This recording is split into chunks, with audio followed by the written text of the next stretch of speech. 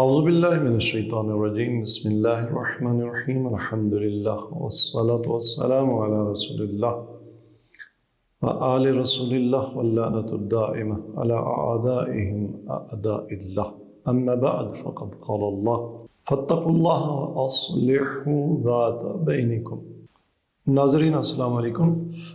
ناظرین، میں نے آپ کے سامنے سورہ مبارکہ انفال کی پہلی آیت کا ایک ٹکڑا تلاوت کیا ہے، جس کا ترجمہ یہ ہے کہ سو تم اللہ سے ڈرو اور اپنے باہمی معاملات درست کر لو۔ یقیناً قرآن کریم کا یہ حکم اگر امت اسلام، علماء اسلام،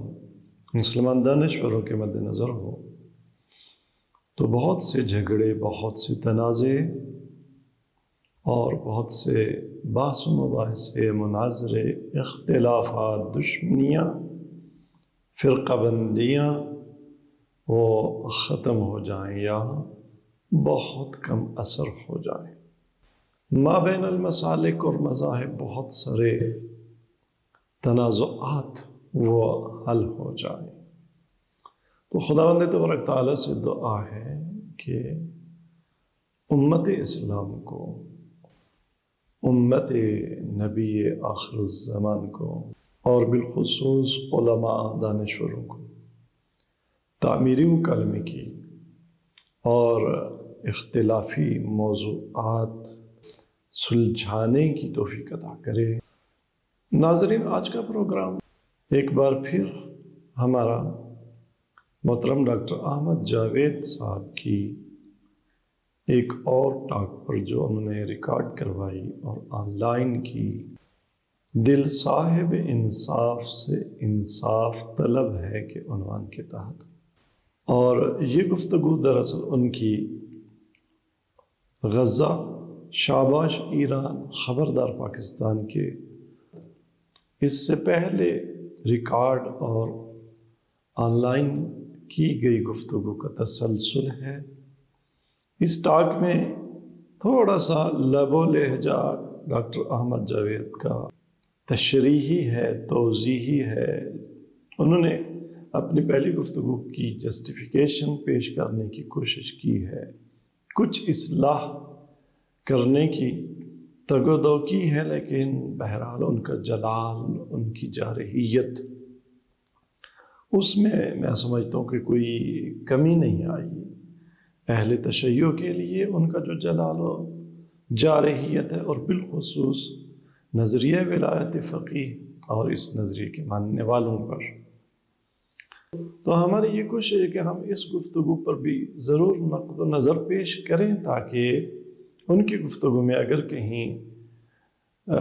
کہیں کوئی سستی ہے، کوئی واہن ہے، کوئی کمزوری ہے، تو مسلم امہ کے لیے اس کی نشاندہی ہو سکے، اور خدا نہ کرے کہ ان کی گفتگو سے، ان کی جذباتیت سے، ان کی جارحیت سے متاثر ہو کر کوئی مسلمان فرد یا معاشرہ یا قوم یا امت کوئی ایسا اقدام کر بیٹھے جس پر پھر اسے شرمندگی ہو اور بروز قیامت مؤاخذہ الہی کے پروسیس سے گزرنا پڑے، اور امت کے پاس یہ اعتذار بھی باقی رہ جائے کہ ہمیں تو تصویر کا دوسرا رخ کسی نے نہیں دکھایا تھا۔ اور یہ امر اس لیے بھی ضروری ہے کہ بہرحال اس وقت مسلم امت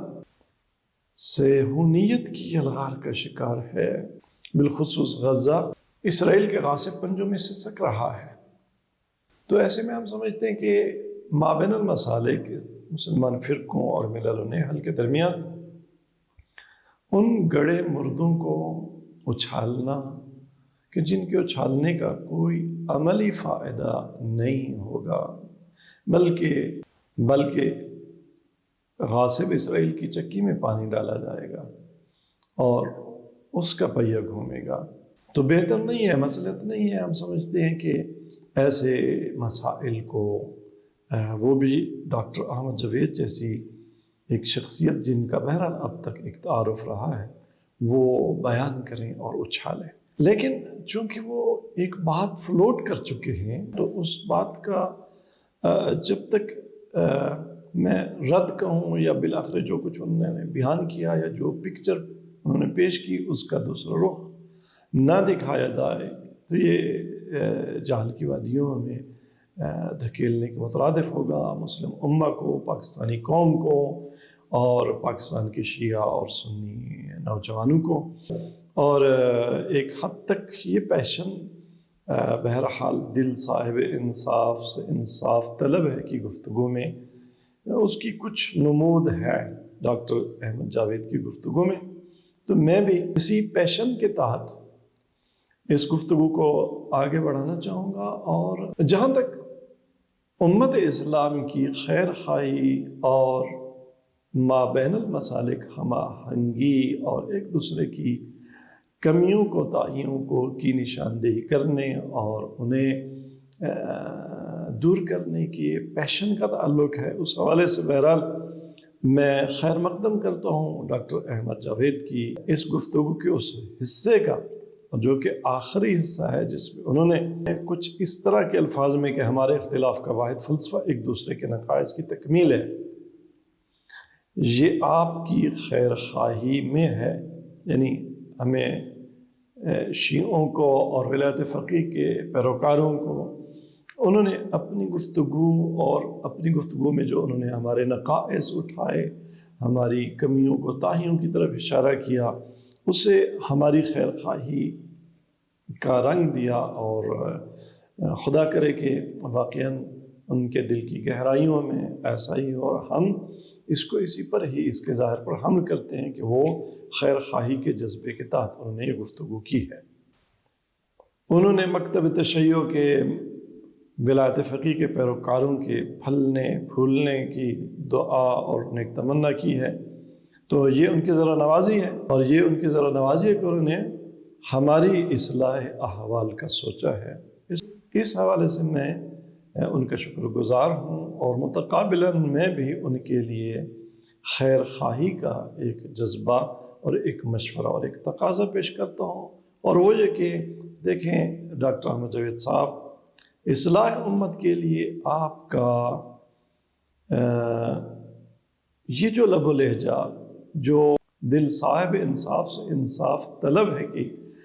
گفتگو کے عنوان کے تحت آپ نے اپنایا، البتہ پوری گفتگو میں نہیں، ایک حصے میں اور بالخصوص آخری حصے میں سمجھتا ہوں آپ کا یہ لب و لہجہ بہت مفید تر ہے کسی اور لب و لہجہ اپنانے سے، لہذا آپ اس خیر خواہی امت اور اصلاح امت کی چیئر کو سنبھالے رکھیں، اس کی حفاظت کریں، اس چیئر سے کوئی آپ کو اتار نہ دے، اور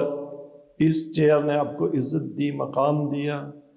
شیعہ نوجوان آپ کو سننے لگے، اور شیعہ اکابرین نے آپ کو مقام دیا، اور آپ کو اپنے محافل میں مدارس میں لے گئے۔ اس مقام کو، اس چیئر کو لوز نہ کریں۔ یہ کوئی کم کریڈٹ تھا کہ آپ کے بقول آپ نے اپنی اسی دل صاحب انصاف سے انصاف طلب ہے اس گفتگو کے 23ویں منٹ میں یہ کہا ہے کہ اہل تشیع سے وابستہ لوگ میرے پاس سنی ہونے کے لیے آئے۔ اب آپ نے انہیں سنی بنایا یا نہیں بنایا وہ آپ کا معاملہ، لیکن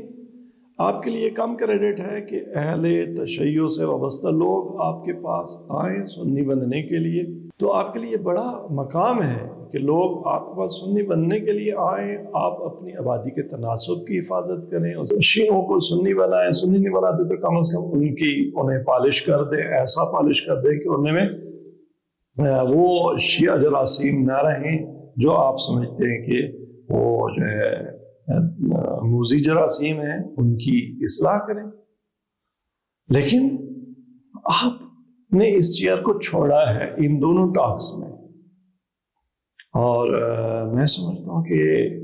آپ کو کسی نے کچھ استعمال کرنے کی کوشش کی ہے، اور آپ کے کندھوں پر رکھ کر کچھ شریر لوگوں نے گولی چلانے کی کوشش کی ہے۔ بھلا آپ کو کیا ضرورت پیش آ گئی شیعوں کی ترجمانی کی؟ اور بقول آپ کے آپ کو ان لوگوں کی ترجمانی کرنا پڑ گئی شیعوں کی کہ جو ایرانی اسٹیبلشمنٹ کے خوف کی وجہ سے کچھ کہہ نہیں سکتے. ایران میں نظر بند ڈاکٹر صادقی یا کمال حیدری کا معاملہ آپ کو اٹھانا پڑے. کیا ضرورت تھی آپ کو؟ آپ اپنی چیئر کی حفاظت کریں، آپ لوگوں کو علم کی خیرات بانٹیں، آپ ادبیات پہ لیکچرز دیں، آپ تھوڑے بہت جتنا فلسفہ آپ کو آتا ہے فلسفی مطالب بیان کریں، اور آپ نہ اٹھائیں ایران میں نظر بند ڈاکٹر صادقی یا کمال حیدری کا معاملہ. کہیں ایسا نہ ہو بالمقابل پھر ایرانیوں کو آپ کو یہ حق دینا پڑے کہ وہ آپ کے سامنے یا آپ کے ہاں کے اسٹیبلشمنٹ کے سامنے ان جبری گمشدگیوں کا معاملہ اٹھا دیں کہ جو آپ کے بلوچستان کے طلبہ اٹھا رہے ہیں، انہیں دھرنے دینے پڑ رہے ہیں. ان کے ساتھ بعض بلوچستان کے سیاستدانوں کو اور حتیٰ اقتدار میں شامل لوگوں کو شریک ہونا پڑ رہا ہے. آپ پہلے اپنے گھر کو تو سیدھا کریں، یہ جبری گمشدگیاں تو یہاں پہ ختم کروائیں. آپ کے ملک میں اتنے سیاسی قیدیوں کا معاملہ ہے، لوگوں کو ننگا کیا گیا ہے، کیا جا رہا ہے، ان کی کیا تذلیل، عورتوں کی تذلیل کی جا رہی ہے. آپ ہمارا گھر ایسا، ہم کیا منہ دکھا سکتے ہیں کسی بیرونی اسٹیبلشمنٹ کو اور ان سے تقاضا کر سکتے ہیں یہ فلاں کو نظر بند کیوں کیا ہوا، فلاں کیوں کیا ہوا، فلاں کیوں کیا ہوا ہے. چھوڑ دیں یہ باتیں. ڈاکٹر صادقی ہوں یا کمال حیدری ہوں یا باقی افراد ہوں، ان کا معاملہ چھوڑ دیں شیعہ اسٹیبلشمنٹ پر، شیعوں پر. آپ بہت تیر مارنا ہے تو ڈاکٹر عافیہ صدیقی کو رہا کروا لیں. لبنان اور نجف کے علماء اور مراجع پر ایران میں پابندیاں ہیں، وہ ان کو ختم ہونے کی تحریک آپ نہ چلائیں، بلکہ آپ کا تو جو دکھ ہے کہ آبادی شیعہ سنی کی آبادی کا تناسب بدل رہا ہے، تو ان میں سے بعض لوگوں پر پابندی آپ کے تو حق میں ہے. ان کی گفتگو، بہت ساری وہ گفتگویں آپ نے نہیں سنی جو آپ کے آبادی کے تناسب کو تبدیل کرنے میں مؤثر ہے. لہذا آپ کے لیے ہمارا مشورہ یہ ہے، آپ سے اپیل یہ ہے کہ آپ ادھر نہ آئیں، آپ جارحانہ انداز نہ اپنائیں، آپ شیعہ دشمن اور شیعہ کلنگ کرنے والے کیمپ میں نہ جائیں. آپ اس طرف جانے کی دھمکیاں اور وہ نہ دیں، کیونکہ آپ اگر چلے بھی گئے ادھر تو ایک تو آپ یہ چیئر لوز کر دیں گے، اور زیادہ زیادہ کیا کریں گے، ادھر جا کے چند بے گناہ لوگوں کا خون بہہ جائے گا یا حتیٰ ندیاں بہا دیں گے. لیکن یہ بات اس طرح سے بند نہیں ہوگا جو آپ بند کرنا چاہتے ہیں. تو سب سے پہلے تو ہمارا یہ ایک خیر خواہی کا آپ کے لیے اور امت اسلام کے لیے پیشن ہے، اور بالخصوص جب امت اسلام کو غزہ کے معاملے پر، مسئلے پر وحدت کی ضرورت ہے، مسلکی اختلافات سے بالاتر ہو کر ان کی پشت پناہی کی ضرورت ہے. آپ نہ کریں یہ کام، آپ لاشعوری طور پر اسرائیل نوازی نہ کریں. اس خیر خواہی کے جذبے کے بعد تھوڑا سا میں اس آپ کی جو آپ نے دل صاحب انصاف سے انصاف طلب ہے کہ عنوان سے ریکارڈ کی ہے اور پبلش کی ہے، اس پہ اپنی بیداد گری دیکھ پھر انصاف طلب کر کے عنوان کے تحت چند ایک نکات بیان کرنا چاہوں گا، اور چند ایک مطالب جو آپ نے بیان کیے اور میں سمجھتا ہوں کہ ان پہ نقد و تبصرہ ضروری ہے تاکہ صورتحال واضح ہو سکے اور کسی اصلاح احوال کی طرف جایا جا سکے. دیکھیں، آپ کی جو گفتگو ہے اور اس کے اقتباسات اور اس پہ نقد و نظر سے پہلے میں ایک سوال بھی آپ سے پوچھنا چاہ رہا ہوں کہ آپ نے یہ جو گفتگو کی ہے ان دونوں ٹاکس میں، آپ آپ نے یہ گفتگو کس چیئر پہ بیٹھ کر کی ہے، کس منبر و محراب میں کھڑے ہو کر آپ نے یہ باتیں کی ہیں؟ آیا کسی شیعہ چیئر پر بیٹھ کر، آیا سنی چیئر پر بیٹھ کر، آیا کسی سماجی مصلح اور سوشل ریفارمر کی چیئر پر بیٹھ کر یہ باتیں کی ہیں؟ آپ مدعی ہیں کہ آپ نے یہ باتیں یہ گفتگو سنی چیئر پر بیٹھ کر نہیں کی، اور آپ اپنی اس آخری گفتگو میں جس پہ میں آج نقد و تبصرہ پیش کر رہا ہوں، اس کے 25ویں منٹ میں آپ نے یہ کہا ہے کہ میں اس دن کو اپنا بدترین دن سمجھوں گا جس دن شیعہ سے سنی بن کر کلام کروں گا۔ اور ایک اور جگہ بھی آپ نے اپنی اجتماعی عمل کی اصلاح کی طرف اشارہ کیا ہے، تو اس سے پتہ یہ چلتا ہے کہ آپ مدعی تو اس بات کے ہیں کہ آپ نے کسی سنی زاویہ فکر سے اور نقطہ نگاہ سے یہ جو گفتگو اور یہ جو ٹاک کی ہے یہ نہیں کی، لیکن آپ کا اکثر کلام وہ من حیث سنی اسکالر اور بحی خواہ بیان ہوا ہے، اور آپ اپنی اس اصلاح طلبی اور سماجی اصلاح کی چیئر سے کئی بار اترے، آپ نے مورچے تبدیل کیے ہیں، بلکہ پینترے بدلے ہیں، لیکن ایک لمحہ کے لیے مان لیتے ہیں کہ آپ نے ایک مصلح کی چیئر پہ بیٹھ کر یہ باتیں کی ہیں، اور ایک شیعہ بحی خواہ کی حیثیت سے آپ گلہ مند ہیں اپنی گفتگو کے دوسرے منٹ میں کہ اب جہاں بھی اہل تشیع کی مرضی منشا فلاں فلاں کے بغیر خلاف یا ان کے کسی اجتماعی عمل کی طرف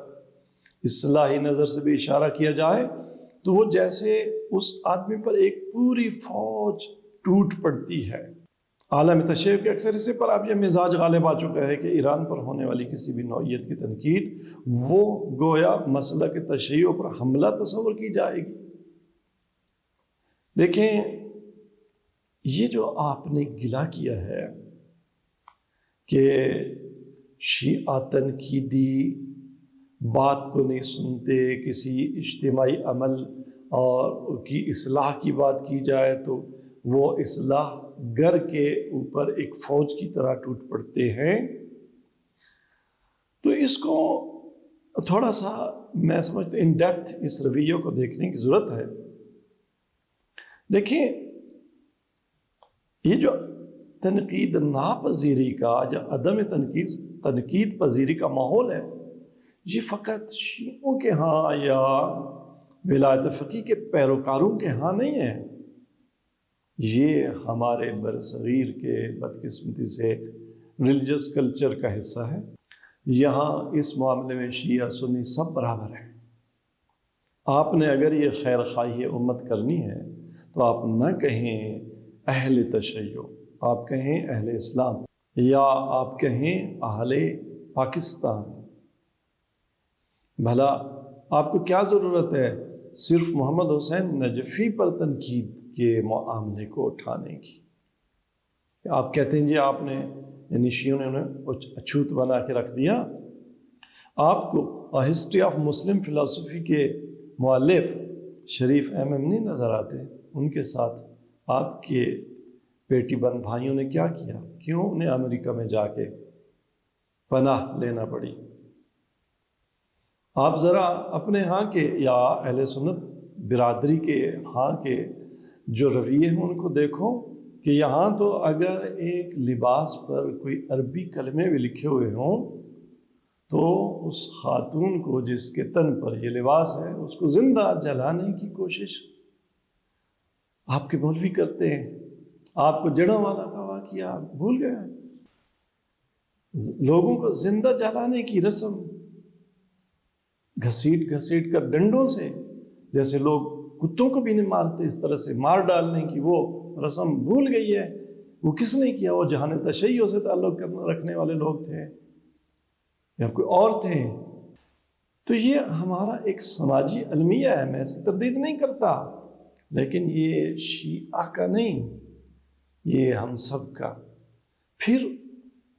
ہم کیوں صرف شیعہ سے مخاطب ہوں یا کیوں صرف سنی سے مخاطب ہوں؟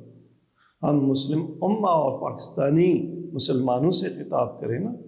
انہیں کہیں کہ تم تنقید پذیر بنو، تم تنقید کرنے والے پر ٹوٹ نہ پڑا کرو، تم تنقید کرنے والوں کو ملک بدر نہ کر دیا کرو، تم ان پر کفر کے فتوے نہ لگا دیا کرو۔ بس اس قسم کے رویوں کی بیک پر ایرانی اسٹیبلشمنٹ یا ایرانی مذہبی اسٹیبلشمنٹ کو قصوروار ٹھہرانا یہ درست نہیں ہے، یہ طرز تکلم اور یہ فیصلے اور قضاوت کا طریقہ ٹھیک نہیں ہے، اس کی اصلاح کر لیجئے پلیز۔ اور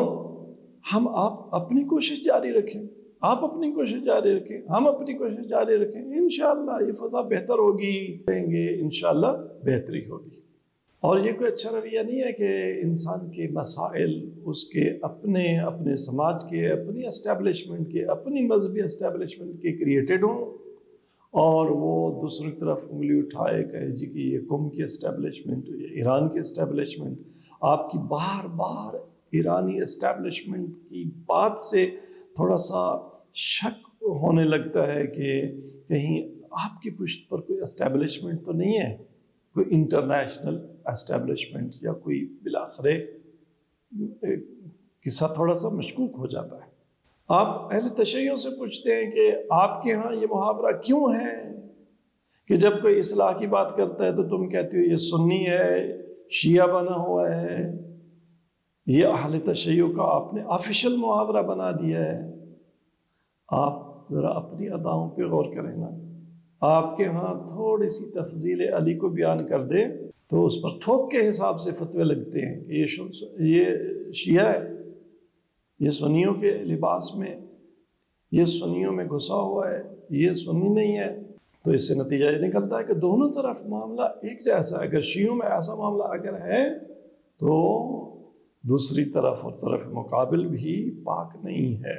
آپ شیعہ اسٹیبلشمنٹ اور مذہبی اسٹیبلشمنٹ سے پوچھتے ہیں کہ کنٹرول کیوں نہیں کرتے؟ آپ کے ہاں اسٹیبلشمنٹ مذہبی آپ کی کیوں نہیں کنٹرول کرتی اس صورتحال کو؟ آپ یہی اعتذار اور عذر پیش کریں گے کہ جی ہماری مذہبی اسٹیبلشمنٹ کی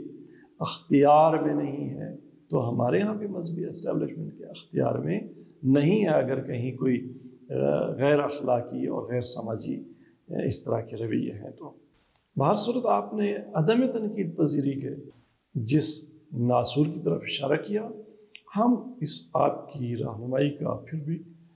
اس کی قدردانی کرتے ہیں اور آپ سے یہ توقع کرتے ہیں کہ کوشش کریں۔ آپ ایک اچھی کوشش کر رہے تھے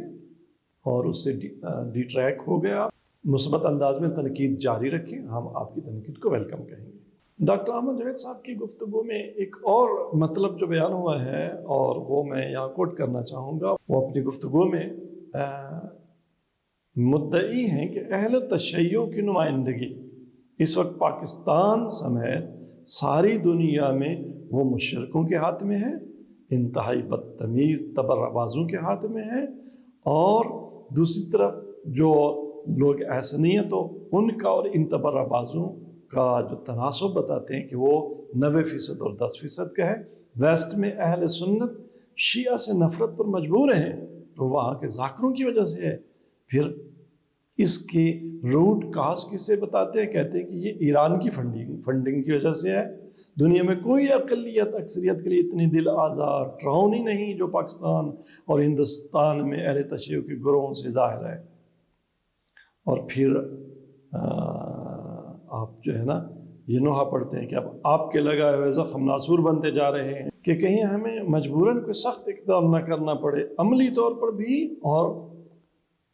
علمی طور پر بھی اور انتظامی طور پر بھی۔ اے اہل تشیع انصاف کرو۔ آپ کی اس گفتگو پر میں اتنا عرض کرنا چاہوں گا کہ محترم جناب ڈاکٹر احمد جاوید صاحب، اور جن لوگوں کو معلوم نہیں ہے آپ کو معلوم ہونا چاہیے کہ اس وقت اہل تشیع کی نمائندگی پوری دنیا میں اجتہاد، مرجعیت اور ولایت فقیہ کے ہاتھوں میں ہے۔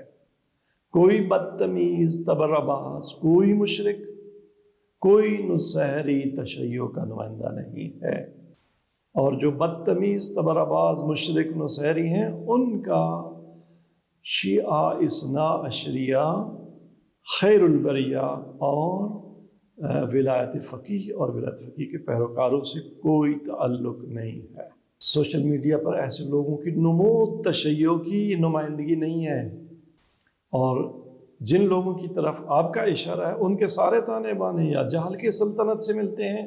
یا MI6 سے یا CIA سے ملتے ہیں، اور کہیں کہیں پاکستان میں حتیٰ دہشت گرد تنظیموں سے ملتے ہیں، نہ نجف سے اور نہ قم سے۔ اور ہمارے اس دعوے کی دلیل یہ ہے کہ یہ جو بدتمیز، یہ تبرباز، یہ مشرک، یہ نصیری، یہ مقدسات اہل سنت کی توہین اور انہیں بکنے سے پہلے مراجع کو بکتے ہیں، یہ مجتہدین کو بکواس کرتے ہیں، یہ ولی فقیہ کو بکواس کرتے ہیں۔ اور جہاں تک ان کا سنی دہشت گرد تنظیموں سے رابطے کا تعلق ہے تو وہ اس کے کئی واقعات ہیں، کہ ایسے شرمناک واقعات جن کو یہاں بیان میں نہیں کر سکتا، کہ فلاں تنظیم کے بندے نے صرف یہ شور کرنے کے لیے کہ اہل تشیع تبرہ کرتے ہیں اور ہمارے مقدسات کی توہین کرتے ہیں، اپنے ہاتھوں سے اپنے مقدسات کی توہین کی، اور پھر اسے شیعوں کے نام جو ہے ثابت کرنے کی کوشش کی، لیکن خوش قسمتی سے وہ رنگے ہاتھوں پکڑے گئے۔ پس اگر تبرہ بازی بے معنی گالم گلوچ، پس تبرہ بازی بے معنی گالم گلوچ، جسے آپ نے غوغائے سگاں کہا ہے اور ایک لطیف ادبی تعبیر استعمال کی ہے، جس پر میں آپ کو داد بھی دوں گا کہ آپ نے بڑی اپنے حساب سے اور ادبی لحاظ سے دقیق تعبیر کا انتخاب کیا، تو اس کے شیعہ مراجع اور مجتہدین، ولی فقیہ اور پیروان ولایت فقیہ اس کے قائل نہیں ہیں، بلکہ اسے حرام سمجھتے ہیں، اسے گناہ قرار دیتے ہیں۔ اور اس تبرہ بازی میں صرف 2 استثناءات کے قائل ہیں، یہ بھی ذرا آپ سن لیں۔ ایک استثناء متصل ہے اور ایک استثناء منفصل ہے۔ غوغائے سگاں کے جواز یا عدم جواز میں صرف 2 استثناء ہیں۔ متصل استثناء آپ جانتے ہوں گے کہ کسے کہتے ہیں؟ وہ وہاں ہے کہ جہاں غوغائے سگاں بھی حرمت سے نکل کر کم از کم جواز کی طرف آ جاتا ہے، وہ وہاں ہے جہاں با ایمان نوجوانوں، فتیۃ آمنوا بربہم، اگر با ایمان نوجوانوں کے خلاف ان کی ساحت قدس پر کوئی خر و خوک حملہ آور ہو تو وہاں یہ غوغائے سگاں بھی جائز ہو جاتا ہے۔ اگر آپ قرآن کے ساتھ وفادار ہیں اور نبی کریم کے سچے امتی ہیں، تو میں آپ کے سامنے قرآن کریم کی اس استثناء کے اس بات کے لیے 2 آیتیں رکھتا ہوں، اور پھر اگر آپ وفادار ہوئے قرآن اور نبی کریم کے ساتھ تو آپ بھی اس استثناء کے قائل ہوں گے۔ سورہ مبارکہ الکہف کی آیت نمبر 13 اور 18، نحن نقص علیک نبأہم بالحق انہم فتیۃ آمنوا بربہم وزدناہم ہدی۔ اصحاب کہف کی 3 صفات بیان ہوئی ہیں یہاں۔ فتیۃ نوجوان، جوان مرد، آمنوا بربہم کیسے؟ جن کا اپنے اللہ پر پکا ایمان تھا، وزدناہم ہدی، اور جنہیں اللہ نے ہدایت۔ اب اس آیت کے ساتھ ذرا انما انت منذر ولکل قوم حاج کی آیت رکھ لیں، اور معتبر تفاسیر میں انما انت منذر کا مصداق ڈھونڈیں، ولکل قوم حاد کا مصداق ڈھونڈیں۔ اگر آپ کو اس ہادی کا مصداق کہیں قابل اعتناء منبع میں، حتیٰ قابل احتمال منبع میں اس کا مصداق علی نظر آ جائے، اور علی کے بارے میں اسلامک لٹریچر میں کسی معتبر نص کا یہ جملہ مل جائے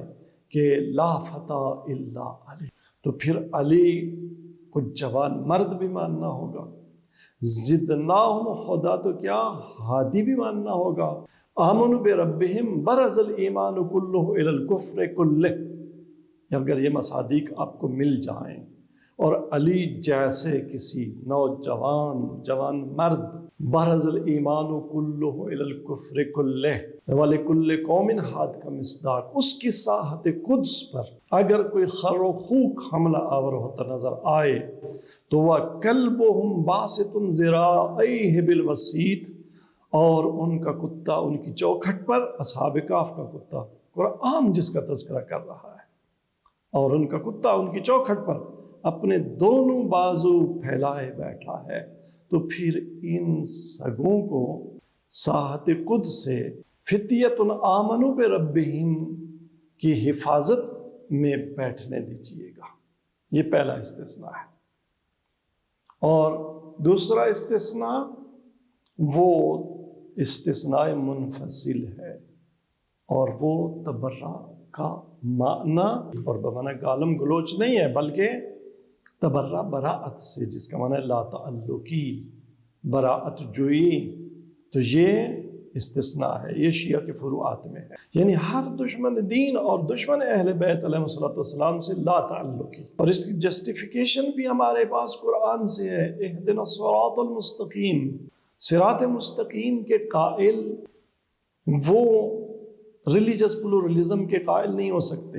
ان کے ہاں صراط مستقیم جیسا کہ صراط مستقیم دو نقاط کے درمیان ایک ہی خط ہوتا ہے، اس سے کوئی بھی دوسرا خط ہٹا ہوا منحرف خط ہوتا ہے، وہ ضلالت کا ولا الضالین کا اور مغضوب علیہم ان لوگوں کا خط ہوتا ہے، اور ضالین اور مغضوب علیہم سے لا تعلقی ہمارے فروعات میں ہے۔ لہذا ہم جسے صراط مستقیم سمجھتے ہیں اس کی حقانیت کے اس بات مد مقابل کے بطلان اور تخطیت کے اس بات کے بغیر نامکمل سمجھتے ہیں، اور جسے ہم قطعی یا ظنی حتی دلائل کی روشنی میں حق سمجھتے ہیں، اپنے بچوں کو، اپنے اہل مکتب کو اس کی تعلیم دینا ہم اپنا بنیادی انسانی حق سمجھتے ہیں، جس کے آپ بھی معترف ہیں اپنی گفتگو کے تقریباً 7ویں منٹ میں کہ آپ مدعی ہیں کہ کافر ہونا بھی انسان کا حق ہے۔ اگر ایسا ہے اور آپ سچے ہیں اپنی حیاض اور فراخ دلی میں، تو مکتب تشیع کو بھی یہ حق دے کہ وہ جسے حق نہیں سمجھتے، جسے خطا پر سمجھتے ہیں، اس کے خطا کار ہونے کی اپنے بچوں کو تعلیم دے سکیں۔ ہمیں یہ حق حاصل ہونا چاہیے کہ ہم اپنے گھروں میں، ہم اپنی مساجد میں، ہم اپنے امام بارگاہوں میں، ہم اپنی درسگاہوں میں، ہم اپنے ذرائع ابلاغ پر اپنے بچوں کو اپنے حق بات کی تعلیم دے سکیں۔ یہ کیا ہے کہ ہماری مجالس میں چھپ کر بیٹھنا، چوری چھپے ہماری گفتگو کو ریکارڈ کرنا، ویڈیو بنانا، اور باہر نکل کر یہ واویلا مچانا کہ جی فلانوں نے مقدسات کی توہین کر دی، یہ کہاں کی سویلائزیشن ہے؟ ہمارے گھروں میں مجلس امام حسین پر پابندی لگوانا، یہ کہاں کی انسانی آزادی ہیں اور انسان کے بنیادی حقوق کا تحفظ ہے؟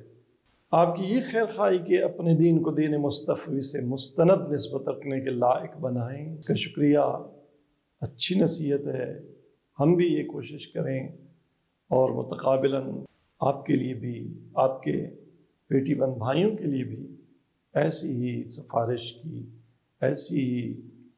نصیحت کی التجا ہے، اور بہرحال یہ آپ کی نصیحت قابل تحسین اور قابل قبول ہے۔ جہاں تک آپ کی گفتگو میں وحدت مسلمین کے حوالے سے اظہار نظر کا تعلق ہے، تو آپ مدعی ہیں کہ ایران کا سب سے خطرناک وار وحدت مسلمین کا طلسم ہے، دینی وحدت نہ تھی نہ ہو سکتی ہے، سماجی انسانی وحدت ہے۔ یہ ڈھکوسلا کیوں کھڑا کیا ایران نے؟ ایران کا وحدت مسلمین کا ایرانی نعرہ فرقہ واریت کا آخری مورچہ ہے، ہم لیکن دینکم ولی دین کے موقع پر کھڑے ہو کر بھی معانقہ کی حالت میں رہ سکتے ہیں، لیکن آپ یہ بھی ممکن نہیں بنا رہے۔ آپ آگے چل کر کہتے ہیں کہ جی ہمارے ہاں 10,000 علی ہیں تو ایک عمر ہے، یہ سب وغیرہ وغیرہ۔ اس حوالے سے میں یہ گزارش کرنا چاہوں گا، جہاں تک ایرانی وحدت المسلمین کے یا ولایت فقیہ کے پیروکاروں کے وحدت المسلمین کے نعرے کا دعویٰ ہے، تو آپ نے لگتا ہے خود ان کی زبانی یہ نعرہ اور اس کا معنی کبھی سنا ہی نہیں ہے۔ اتفاقاً ان کی یہی لاجک ہے جو آپ کی لاجک ہے کہ لکم دینکم ولی دین، لیکن آؤ معانقہ کر لیتے ہیں۔ اس کے باوجود باقی رہے آپ کے ہاں سماجی وحدت کے مظاہر، نام علی اور نام حسین اور نام حسن، تو یہ سب سے پہلے تو آپ کی اپنی دینداری کا اور اپنے نبی سے وفاداری کا تقاضا ہے، اور مجھے اجر و ثواب ہے، لہٰذا اسے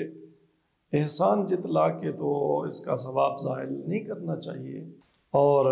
بہرحال اگر یہ سماجی اور شیعوں سے سماجی وحدت کے انعقاد کے لیے ہے تو بہرحال پھر بھی یہ مستحسن قدم ہے، ہم آپ کے اس قدم کی تحسین کرتے ہیں، شکریہ، آپ لائق تحسین ہے اس پر، اور آپ کو ہم انصاف دیتے ہیں۔ لیکن آپ نے اگلی جو بات کی کہ اہل تسنن کی ملیٹنسی، ہم اس کی غیر مشروط طور پر مذمت کرتے ہیں، ٹارگٹ کلنگز کی غیر مشروط مذمت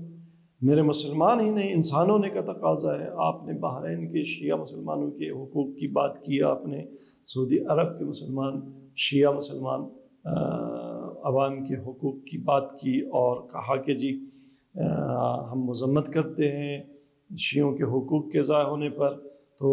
اس کے بعد آپ نے تقاضا کیا کہ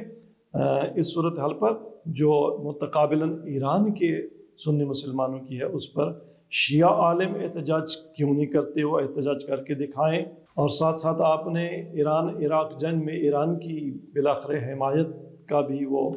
احسان جتلایا، اور پھر آپ نے تانا دیا اہل تشیع کو کہ انہوں نے افغانستان میں جو افغانستان پر یلغار تھی روس کی، اس میں اہل سنت دوستوں کا جو ہے ساتھ نہیں دیا، یا امریکہ کی یلغار میں، تو یہ آپ کا شکوہ۔ اس پر میں یہ کہنا چاہوں گا کہ جہاں تک شیعہ علماء ولایت فقیہ کے پیروکاروں کا تعلق ہے تو آپ اگر سنی ملیٹنسی کی مذمت کرتے ہیں تو شیعہ علماء کے فتاویٰ آپ نے نہیں دیکھے کہ ٹارگٹ کلنگ تو کیا کجا، بے گناہ انسانوں کو قتل کرنا تو کجا،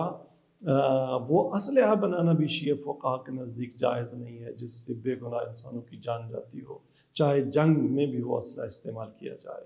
تو بنابر ملیٹنسی کی مذمت ہو چکی ہے شیعہ علماء کے ہاں، تبرہ بمعنی گالم گلوچ، مقدسات کی توہین، اس کی بھی مذمت کی جا چکی ہے، اور اگر آپ کے لیے ابھی تک کہ وہ مذمت کلیئر نہیں ہے تو میں مذمت کر رہا ہوں مراجع کے بہاف پہ اور شیعہ علماء اور ولایت فقیہ کے پیروکاروں کے بہاف پہ، اور اسے قبول فرمائیے، البتہ اس ایک استثناء کے ساتھ کہ جو ہم بیان کر چکے۔ البتہ ایک نقطے کی طرف یہاں پہ پھر میں اشارہ کرنا چاہوں گا کہ آپ نے ملیٹنسی کا آپ کے پاس معیار کیا ہے؟ مقدس جہاد میں اور ملیٹنسی میں آپ نے فرق قائل نہیں ہوئے، آپ نے تو حماس کی مقدس جہاد کو بھی ملیٹنسی بنا دیا، اور آپ نے اپنی اس گفتگو میں سعودی عرب اور عرب ممالک کے خلاف، جن کے خلاف آپ نے خود بے حمیت کی اور اس طرح کی جو اصطلاحات استعمال کی تھیں، آپ نے اپنا موقف بدلا اور ان کی جگہ وہ باغیرت ہو گئے، باہمیت ہو گئے، اور حماس ملیٹنٹ بن گئی، اور آپ کو کسی نے یہ وہی القاء کر دی کہ جی عرب حماس کی ملیٹنسی کو کنٹرول کریں گے، تو حماس ملیٹنٹ ہے یا حماس مقدس دفاع میں مشغول ہے؟ اگر حماس کل سے ملیٹنٹ بن چکی ہے تو اپنے یوٹیوب چینل سے اس عرب شاعر کے کلام کا ترجمہ ہٹا دیں جو آپ نے کچھ عرصہ پہلے اپلوڈ کیا۔ اور جہاں تک افغانستان پر یلغار جو ہے بیرونی قوتوں کی اور وہاں پہ اس کی آپ نے بات کی، تو افغانستان پر آپ کی معلومات بہت لگتا ہے ناقص ہیں۔ پاکستان میں ذرا جائزہ لیں کہ کتنے افغان مہاجرین آئے اور ایران میں کتنے مہاجرین گئے یا نہیں گئے، اور پاکستانیوں نے افغان مہاجرین کے ساتھ کیا سلوک کیا، ایرانیوں نے کیا کیا، برعکس افغانی مہاجرین نے پاکستان میں کیا کیا اور افغانی مہاجرین نے ایران میں کیا کیا۔ تو یہ آپ پر بہت سارے حقائق ہیں جن کو آپ نے چھپایا، بیان نہیں کیا۔ اور جہاں تک ایک بیرونی مملکت کی افغانستان میں در اندازی کا تعلق ہے، یا جس کو ہم حمایت بھی حتیٰ کہیں، تو اس کا رزلٹ بھی آپ نے دیکھ لیا۔ پاکستان نے یہ حمایت کی اور آج پاکستان اس کا کیا نتیجہ افغانستان سے لے رہا ہے، اور افغان جہاد میں کتنی شیعہ جہادی تنظیمیں تھیں یا نہیں تھیں. اس کے علاوہ افغانستان کے جہاد کے دوران خود ایران کی اسٹیٹ کی جو صدام کی طرف سے تحمیل کردہ جنگ ہے اس کو آپ بھول گئے. امام خمینی رضوان اللہ تعالیٰ علیہ نے افغان جہاد کی کتنی حمایت کی، رشیا کی، لا شرقیہ لا غربیہ، نہ روس نہ امریکہ کا نعرہ دینے والے امام خمینی. اور ہم نے تو یہ جنگ جو بظاہر جسے افغانیوں کی دوستی میں یہ جنگ لڑی، نہیں معلوم، اس پہ بھی ایک ڈیبیٹ ہے کہ ہم نے افغان دوستی میں یہ جنگ لڑی یا امریکہ سے وفاداری نبھائی. ہمارا کام میرے خیال میں ان پولیٹیکل افیئرز کا تجزیہ و تحلیل نہیں ہے. بہتر ہے آپ ان موضوعات کو نہ چھیڑیں، یہ پولیٹیکل افیئرز کے ماہرین پر چھوڑ دیں، وہ بہتر فگرز دے دیں گے اس حوالے سے.